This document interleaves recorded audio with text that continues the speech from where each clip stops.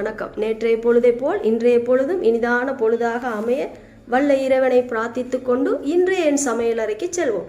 இன்று என்ன சமைக்க போகின்றேன் வாங்க பார்ப்போம். இன்றைக்கும் ஒரு சூப்பரான டிஷ்ஷோடு வந்திருக்கு. கோகோனட் சட்னி செய்து காட்ட போகிறேன். அதுக்கு தேவையான பொருட்களை உங்களுக்கு காட்ட மாட்டேன். ஒன்றொன்றையும் நான் சேர்த்துக்கொள்ளும் போது நீங்கள் அவதானித்து கொள்ளுங்கள். இனி வாங்க எப்படி செய்வதுன்னு பார்ப்போம்.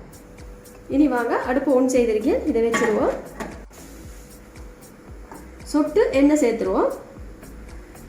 பருப்பு ஒரு கரண்டி. இது இப்படியே சூடு ரங்க வைப்போம்.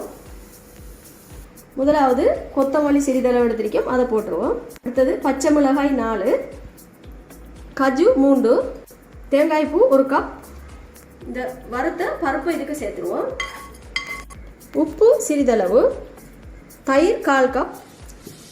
இனி இதெல்லாம் சேர்த்து நல்லா அரைச்சி எடுத்துருவோம். சிறிதளவு நீர் சேர்த்துருவோம். இந்த அளவுக்கு நீர் சேர்த்துருவோம்.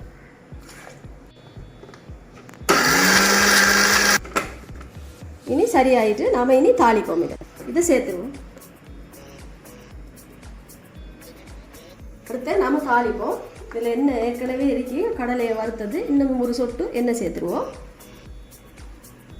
கடுகு சிறிதளவு, உளுந்தம் பருப்பு, காய்ந்த மிளகாய்,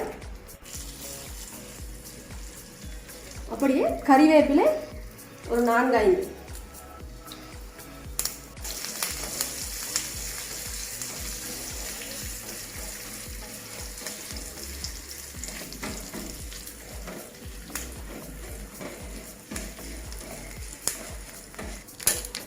இனி அப்படியே இதை இங்கெல்லாம் மாற்றிடுவோம்.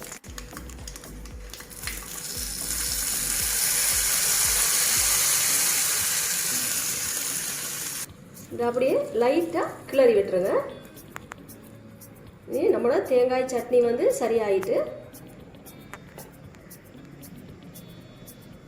இனி வந்து என்னுடைய கோகோனட் சட்னி வந்து ஃபினிஷ் ஆகிட்டு பாருங்கள்.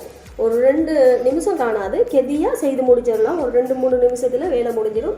இனி இதையும் 2-3 நாளைக்கு வச்சு சாப்பிடலாம். ஃப்ரிட்ஜுக்கு வச்சு சாப்பாட்டுக்கு முன் 1 மணி நேரத்துக்கு முதல் எடுத்து வச்சிங்கன்னா நமக்கு தேவையான நேரம் எடுத்து சாப்பிட்றலாம். யோகட் தயிர் சேர்த்ததால் கொஞ்சம் வச்சு சாப்பிட்றது கஷ்டம்தான்.